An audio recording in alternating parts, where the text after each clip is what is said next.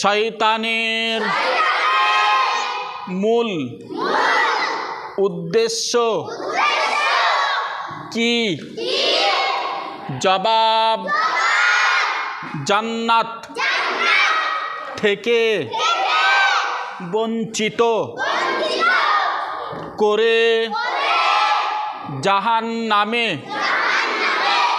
নিজের সাথী বানানো। এটা হলো শয়তানের ইচ্ছা যে আমি তো নিজে জাহান্নামে যাব, আর আমার দুনিয়ার জমিনে মূল উদ্দেশ্য কাজ হলো দুনিয়ার জমিনে যে সমস্ত আল্লাহ পাকের বান্দা বান্দিরা রয়েছে তাদেরকে আমার সাথী বানিয়ে নিয়ে জাহান্নামে ঢুকবো। এই ইচ্ছাটা, এই আশাটা হলো শয়তানের। কার?